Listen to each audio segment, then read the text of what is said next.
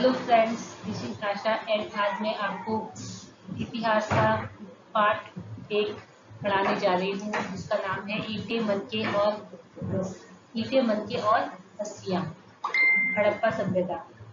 और एक बात मैं आपको और बताना चाहती हूँ कि कमेंट बॉक्स में जो जो बच्चे रिप्लाई करते हैं और जितना फीडबैक देते हैं उनमें से एक है रितु, जो उसको ये वीडियो बहुत अच्छा लगा और ये मैं वीडियो बनाती हूँ कि इसको अच्छा लगा कि आप बहुत अच्छा समझाती हैं और दीदी आपने बहुत अच्छा समझाया।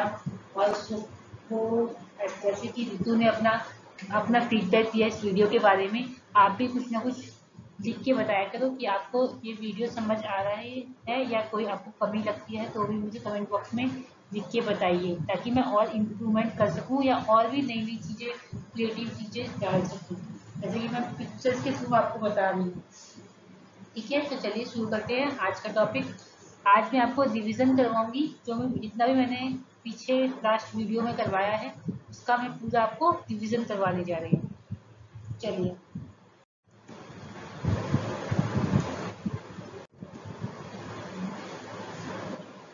हड़प्पा सभ्यता। हड़प्पा सभ्यता में क्या क्या इसके जो टॉपिक्स हैं वो है, फर्स्ट है जैसे कि मैं आपको वो बता रही हूँ कीवर्ड्स बता रही हूँ, जैसे कि आप क्वेश्चंस करेंगे पेपर में करेंगे, लॉन्ग क्वेश्चन आते हैं, एमसीक्यू तो आते नहीं है तो टिप्पणी करने के लिए आते हैं, निबंधात्मक जो क्वेश्चन होते हैं ना, तो मतलब लॉन्ग ऐसे टाइप होते हैं, वो बनाने होते हैं ना, आपको 4 नंबर के 6 नंबर के जैसे भी आते हैं।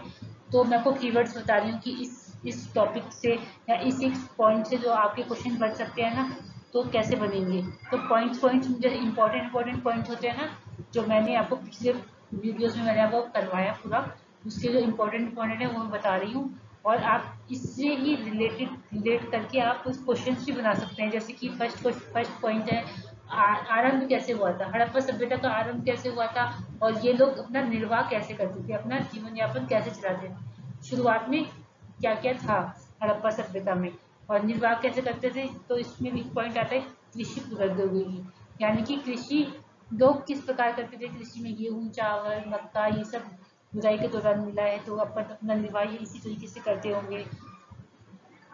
तो इससे ऐसे पता चलता है। तो हम अगर ऐसे क्वेश्चन बनता है कि हड़प्पा सभ्यता के आरंभ कैसे हुआ था या ये लोग अपना निर्वाह कैसे करते, तो कृषि प्रौद्योगिकी के बारे में आप बता सकते हैं, बुक में भी आप पढ़ते होंगे तो अपने शब्दों में इसे लिख सकते हैं। सेकंड पॉइंट है जैसे मोहनजोदड़ो, मैं आपको अंडरलाइन कर देती हूँ,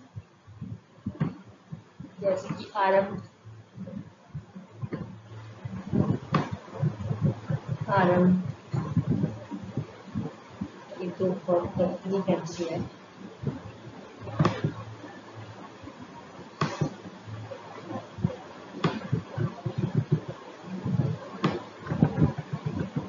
आरंभ निर्वाह, ठीक है। अब सेकंड पॉइंट है मोहनजोदड़ो, सेकंड पॉइंट है मोहनजोदड़ो, थोड़ा पतला ले लेते हैं इसको।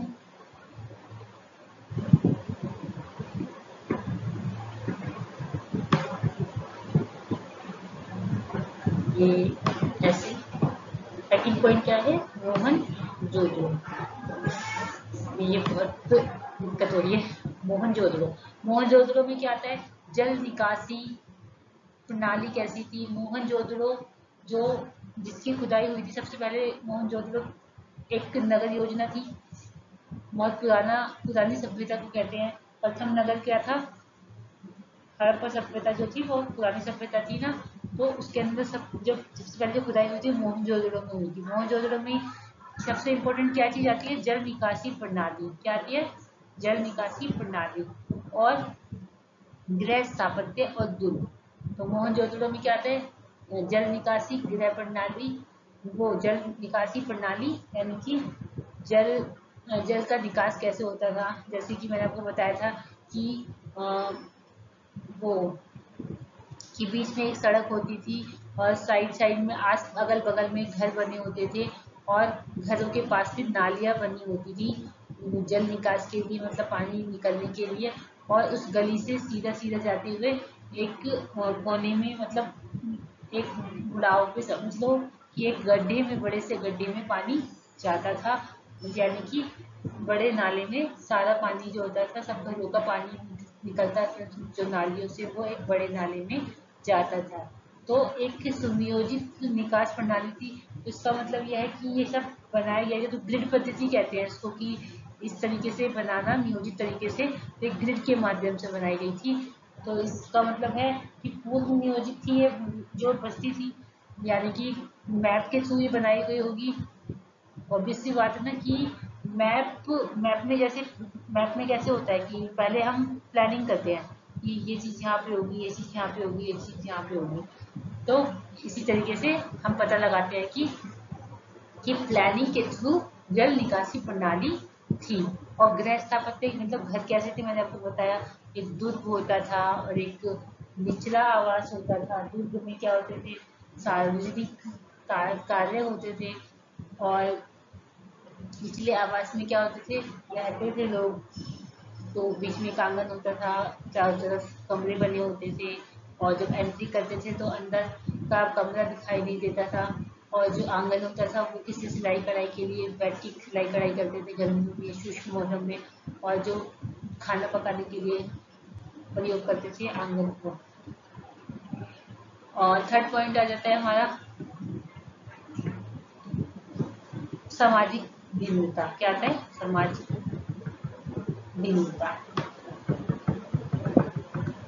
सामाजिक भिन्नता में शवाधान, यानी कि सामाजिक रूप से ये लोग कैसे भिन्न थे, मतलब उनकी समाज की दृष्टि से इनमें क्या क्या भिन्नता थी। यानी कि शवाधान सबसे पता चलता है, मैंने आपको लास्ट वीडियो में बताया था कि शवों के पास सामान रखा हुआ मिला है, बर्तन, मिट्टी के बर्तन हो गए, और तांबे का दर्पण। अब ये नहीं पता ये उसमें कैसे ये अपना चेहरा देखते होंगे, तो चांदी का दर्पण मिला है, और मिट्टी के बर्तन मिले हैं। और जो भी इसका मतलब यह है कि ये कह सकते हैं कि उस की मरने के बाद ये लोग इस चीज़ का प्रयोग करते होंगे, इन चीज़ों की जरूरत पड़ती होगी, तो इसीलिए। और ये नहीं है कि सिर्फ पुरुषों के शवों के साथ ही सामान मिला है, पुरुषों और महिलाओं दोनों के शवों के साथ ही सामान मिला है। और राजाओं के साथ तो कीमती कीमती चीजें भी रखी हुई मिली हुई है शवों के साथ। और विलासिता की वस्तुएं क्या होती है, विलासिता का मतलब है जो जरूरत की है, शौक की चीजें होती हैं, जैसे कि पाउडर, क्रीम लगाते हैं ना, विलासिता की वस्तु जो होती है। और ये जो पॉट होते हैं, फ्यान्स मैंने आपको बताया था, बहुत बहुमूल्य वस्तु होती है, और बड़ी दुर्लभ तरीके से बनाई जाती है, और इसमें बहुत टाइम लगता है, इसे इसलिए कम बनाते थे, और ये महंगी भी होती थी। और थर्ड आ जाता है, थर्ड नहीं फोर्थ है ये, शिल्प उत्पादन केंद्र। यानी कि शिल्प उत्पादन का मतलब है व्यापार कैसे होता था उस टाइम पे, हड़प्पा सभ्यता में व्यापार किस तरीके से होता था, उसके केंद्र कौन कौन से केंद्र थे व्यापार के।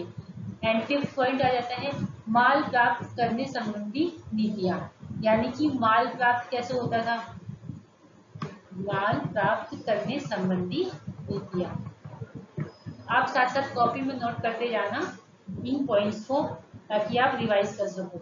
माल प्राप्त करने संबंधी नीतियां, उपमहाद्वीप के आगे व्यापार कैसे सुदूर क्षेत्र संपर्क में था। यानी कि उपमहाद्वीप, वही जो सारे महाद्वीप जो भी होते हैं, एशिया महाद्वीप, यूरोप महाद्वीप, जो भी होते हैं मैप में, भारत को महाद्वीप के एशिया के अंदर ही तो भारत आता है ना। उपमहाद्वीप के आगे व्यापार कैसे सुदूर क्षेत्र में दूसरे क्षेत्रों तक किया जाता था। फिर 6 पॉइंट हमारा आता है मोहरे, लिपि और बाट। यानी कि मोहरे कैसी थी, लिपि कैसी थी, और बाट कैसे थे। मोहरे तो पहले ही स्टैम्प होती थी, उसमें जानवरों के चित्र मिले हैं। लिपि कैसे होती थी, लिपि को समझा नहीं जा सका है किस भाषा में लिपि, लिपि को कोई भी समझ नहीं पाया है कि लिपि में कौन सी भाषा लिखी गई है, उसका अर्थ किसी को भी कोई भी इतिहासकार पता नहीं लगा पाया। बाट क्या होता है, बाट से ये पता चलता है कि उस टाइम पे लोग वजन तोलने के लिए, कोई वस्तु को तोलने के लिए बाट का प्रयोग करते होंगे। तो इसमें क्या बताया गया, मुहरे तथा मुद्रांकन मतलब छपाई मुहरों पर, एक रहस्यमय लिपि और बाट। रहस्यमय लिपि मतलब पढ़ा नहीं जा सकता इसी से, और बाट मतलब उस टाइम पे उनकी अपनी एक लिपि होती होगी ना, पत्थर पर खुदाई से लिखी जाती थी मोहरों पे लिखी हुई। प्राचीन सत्ता मतलब उस टाइम की जो सत्ता थी पुराने टाइम पे वो कैसी थी, तो इसमें आ जाता है प्रासाद और शासक। शासक कैसे थे, प्रासाद कैसे थे। और एक इम्पॉर्टेंट पॉइंट आ जाता है, एक तो ये तो बता दिया प्राचीन सत्ता। अब आ जाता है इम्पोर्टेंट पॉइंट, सभ्यता का अंत कैसे हुआ, यानी कि हड़प्पा सभ्यता का अंत कैसे हुआ। इसको मैं इम्पोर्टेंट बोलूँ, हड़प्पा सभ्यता का अंत कैसे हुआ, यानी कि हड़प्पा सभ्यता का अंत अंदाजा ही लगाते हैं कि आपदिक कारण से हो गया होगा, यानी कि भूकंप आ गया होगा या फिर ज्वालामुखी फट गया होगा। कुछ इतिहासकार कहते हैं कि एकदम से भूकंप आया और लोग मर गए होंगे, सारी जो सभ्यता है एक साथ ही नष्ट हो गई होगी। और कुछ पुरातात्विक ये कहते हैं कि कोई भूत वूत आ गया होगा, सबने खा गया होगा उसे, या फिर ज्वालामुखी फट गया होगा, या फिर किसी युद्ध में ये सभ्यता नष्ट हो गई होगी। मतलब अलग अलग अपना अपना अंदाजे से बताते हैं। नाइन्थ पॉइंट आता है हड़प्पा की खोज। हड़प्पा की खोज, तो हड़प्पा की खोज में सबसे पहला नाम आता है कनिंघम का। इसका नाम आता है कनिंघम का। एक नई तकनीक, हड़प्पा सभ्यता यानी कि हड़प्पा की खोज की एक नई तकनीक थी। प्रश्न आता है एक नई प्राचीन सभ्यता, ये क्या थी हड़प्पा की खोज, एक नई प्राचीन सभ्यता थी। अतीत को जोड़कर पूरा करने की समस्या, व्याख्या और वर्गीकरण, यानी कि अतीत को जोड़कर पूरा करने की समस्या, व्याख्या और वर्गीकरण, अतीत को कैसे कैसे जोड़ के मरोड़ के उसे उस समस्या का हल निकाला जाए और व्याख्या की जाए और वर्गीकरण किया जाए। अब नेक्स्ट चलते हैं। अब मैंने जो आपको बताया जैसे कि मोहनजोदड़ो का नगर कैसा था, जैसे कि आप इस पिक्चर में देख रहे हैं कि ये मोहनजोदड़ो के नगर की जो ये अवशेष मिले हैं ना, ईंटें उठे हैं, उससे पता चलता है कि कैसे कैसे होता था। बीच में एक आंगन है, सीढ़ियाँ जा रही है ना, सीढ़ियाँ से नीचे उतरते हैं तो यहाँ पे स्नानघर समझ लो, नहाने का हुआ। आसपास उत्तर पश्चिम में सीढ़ियाँ होती थी और ये सार्वजनिक स्नानघर भी होता था इसी तरीके का, जहाँ पे अनुष्ठान होते थे वहाँ पे एक सार्वजनिक स्नानघर होता था नहाने के लिए। ये सब घर आसपास में घर बनाए गए हैं, नालियाँ हैं, ऐसे ऐसे यहाँ पे दिखाया गया है। नेक्स्ट वीडियो में चलते हैं। अब कुछ फैक्ट बता रही हूँ जो हमने पिछली वीडियो में जो हमने पढ़ा है, अब तक पढ़ा है, उसको रिवाइज करते हैं कि सेल खड़ी क्या थी। सेल खड़ी मैंने आपको बताया कि सेल खड़ी क्या थी, एक मुलायम धातु, मुलायम पत्थर होता था जिससे मोहरों का निर्माण किया गया। तो सेल खड़ी मतलब सेल खड़ी मुलायम कोई पत्थर मैंने बताया धातु होती थी, उसपे मोहरे को बुलाया जाता था, मतलब मोहरे छापी जाती थी, मोहरों पे लिखा जाता था, मोहरों का निर्माण।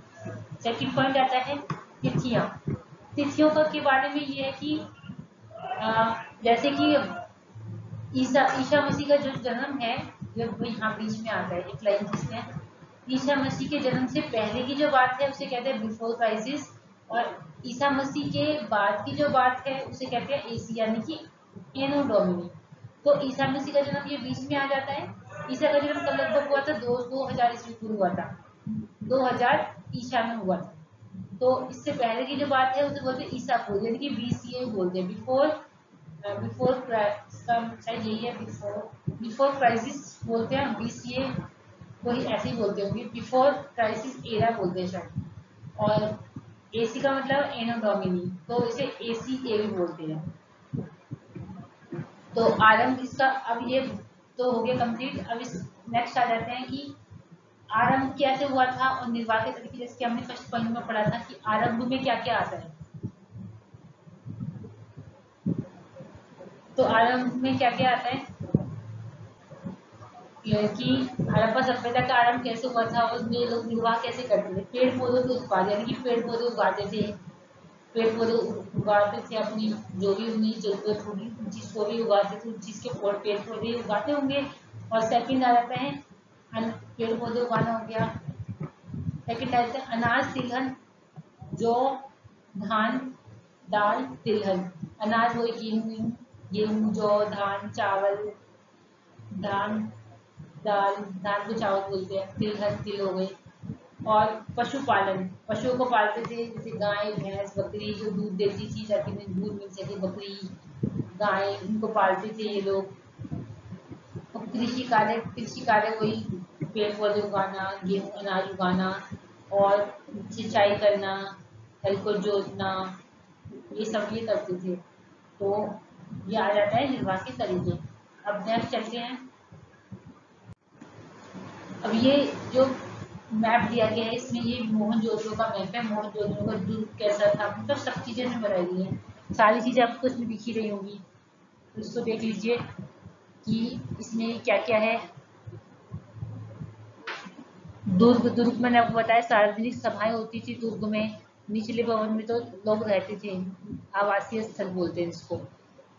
तो सड़क बीच में, यहाँ पे सड़कें बनी हुई है, आसपास में अगल बगल में घर बने हुए हैं और अगल बगल में घरों के से जुड़ के ही नालियां बनी हुई हैं और नाली का पानी एक बड़े से नाले में जाता था।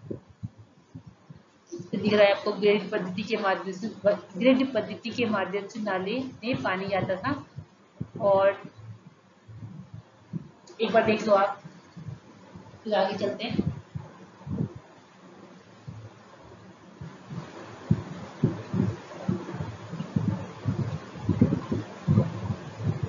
अगर आपको ये वीडियो अच्छी लग रही हो और आपको समझ भी आ रहा हो ना, तो मैं आपको बाद में लाइक भी बताया करूंगी। आप ज़्यादा से ज़्यादा कमेंट कीजिए और लाइक शेयर कीजिए वीडियो को। चलिए आगे बढ़ते हैं। अब नेक्स्ट आ जाता है कि अब ये जो कृषि प्रौद्योगिकी के बारे में बताती हूँ मैं। जैसे ये जो है ना लिखा है, जो कृषि प्रौद्योगिकी,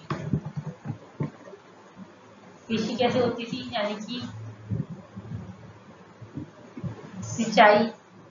कृषि में क्या जाता है, सिंचाई कैसे होती थी, सिंचाई कहाँ पे होती थी, अफगानिस्तान के अंदर, अफगानिस्तान एक जगह का नाम है, वहाँ पे कृषि होती थी। सिंचाई, अब कृषि करेंगे तो सिंचाई तो करनी पड़ेगी ना।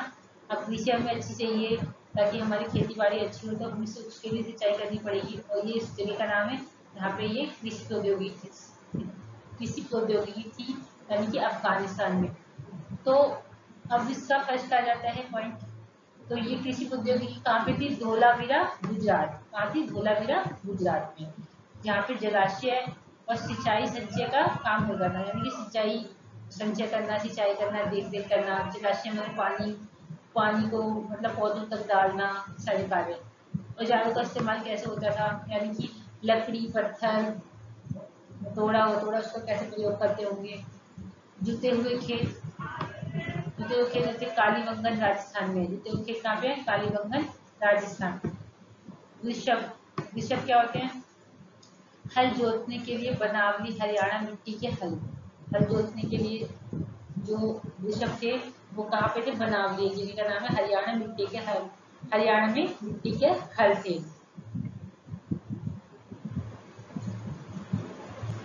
आपको समझ आया होगा, आपको समझ आ गया होगा। और इन्हीं पॉइंट से आप क्वेश्चन भी बना सकते हैं। जैसे कि जिससे जैसे कृषि प्रौद्योगिकी पे टिप्पणी लिखी आ जाए तो आप धोलावीरा गुजरात ये पॉइंट्स को जोड़ के अपने शब्दों में लिख सकते हैं कि ऐसे सिंचाई होता था जलाशय के माध्यम से। और औजारों का इस्तेमाल किया जाता था लकड़ी काटने के लिए, पत्थर काटने के लिए।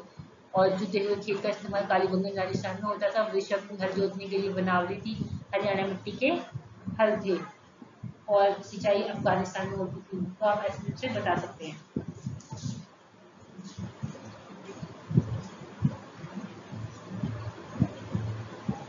नेक्स्ट अब आपको एक क्वेश्चन बताऊंगी कि आपके कैसे दूसरे क्वेश्चन भी हो सकता है। जैसे कि क्या कहते हैं, मोहनजोदड़ो, जो हमने पिछले वीडियो में पढ़ा था कि मोहनजोदड़ो एक नियोजित शहरी केंद्र था। यानी कि पूर्व नियोजित, यानी कि नियोजित तरीके से प्लानिंग के थ्रू ये शहरी केंद्र बनाया गया था। यानी कि जैसे सड़की कैसी थी, नालियाँ कैसी थी, जिनके माध्यम से बनाई गई थी, नाली में जाती थी, प्रॉपर एक सुनियोजित ढंग से, मतलब प्लानिंग के थ्रू बनाई गई थी। तो क्वेश्चन बनता है ना, मोहनजोदड़ो एक नियोजित शहरी केंद्र था, टिप्पणी लिखो। तो आपको मैं ये पॉइंट्स बताए थे, मैंने पिछले वीडियो में सारा समझाया था। तो ऐसे ऐसे पॉइंट्स बना के आप अपने क्वेश्चंस का आंसर लिख सकते हैं। इससे आपको एक कीवर्ड पता चल गया कि ये क्या बोल रहे हैं। बस्ती है, बस्ती में दुर्ग आ गया और निचला शहर आ गया जिसमें लोग रहते। उसके बारे में बना बना के लिख सकते हैं अपने शब्दों में। पूरे आपके मार्क्स कंप्लीट हो जाएंगे, अच्छे आपको मार्क्स मिलेंगे। आप अपने शब्दों में लिखो ज्यादा से ज्यादा। बुक आपने पढ़ी होगी, आप पढ़ते भी होगे, तो बुक में से कुछ समझ से स्टोरी की तरह समझो और उसको लिख दो। तो आप चलिए शुरू करते हैं। मोहनजोदड़ो। मोहनजोदड़ो। मोहनजोदड़ो नियोजित शहरी केंद्र।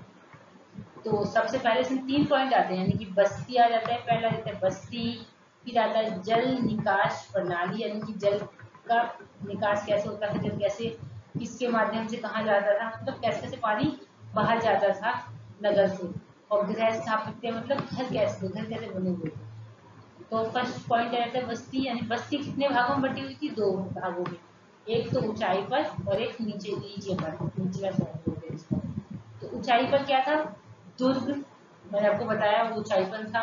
और इसका क्या होता था, ऊंचाई पर दुर्ग कैसे होते थे, सार्वजनिक भवन दीवार का घेरा, यानी कि सार्वजनिक भवन होते थे, यानी कि अनुष्ठान जिसमें कर सकते हैं, अनुष्ठान होते हैं जैसे कि आप देखते हो कि पब्लिकली कोई काम होता है ना, जैसे मैं क्या बताऊँ आपको, जैसे कि मीटिंग होती है और धरने होते हैं, तो ये सार्वजनिक रूप से होते हैं ना, तो ये किसमें होते थे, दुर्ग में होते थे। और निचला शहर, एक तो हो गया दुर्ग और एक हो गया निचला शहर। और निचला शहर क्या होता है, बड़े क्षेत्र पर भवन निर्माण चबूतरा, नींव का कार्य करते थे। ईट, मतलब होता ईटों का अनुपात एक जैसा होता था, यानी कि भवन क्षेत्र पर होते थे, मतलब बिल्कुल नीचे से बने होते थे। और चबूतरा बना होता था, यानी कि मैंने बताया नीचे से ऐसे होते थे, ऐसे करके एक चबूतरा होता था और ऊपर से फिर घर बनते थे, फिर घर को बनाते थे। बनाना नहीं आता मुझको, मेरी ड्राइंग खराब है, समझ तो आपको आइए होगा, समझने के लिए मैं ये बना देती हूँ। फिर घर, ये चबूतरा है, तो चबूतरा, ये नीचे जो चबूतरा है, ये क्या करता था, आधार का कार्य करती है। चबूतरा आधार, ताकि ये घर बहुत ही मतलब मजबूती से बनाए जा सके और गिरने का कोई डर ही ना हो। ईंटों का अनुपात एक जैसा था, मतलब ईंट क्या होती थी, मैंने तो 2:4 या 3 था, ऐसे ही था। इसमें थी, मतलब इस मैक्सिमम का अनुपात होता होगा। अब आता है सेकंड पॉइंट, जल निकास प्रणाली। मतलब जल निकास प्रणाली का मतलब क्या है, पानी कैसे निकलता था प्रॉपर गलियों के थ्रू, नाली के थ्रू, नाले में जाता था पानी। तो सबसे इम्पोर्टेंट तो ये जल निकास प्रणाली कि सड़क के दोनों ओर नालियां होती थी, यानी कि सड़क थी ना, एक सड़क है, जैसे बताऊंगी अभी, जैसे ये बनाए यहाँ पे सड़क है, ये बीच में ये सड़क है, उसके दोनों तरफ क्या है, अगल बगल में घर है, और बीच में क्या है, सड़क है बीच में, अगल बगल में घर है, और बीच में सड़क, अगल बगल में घर है, और बीच में क्या है, साइड साइड में क्या है, नालियां।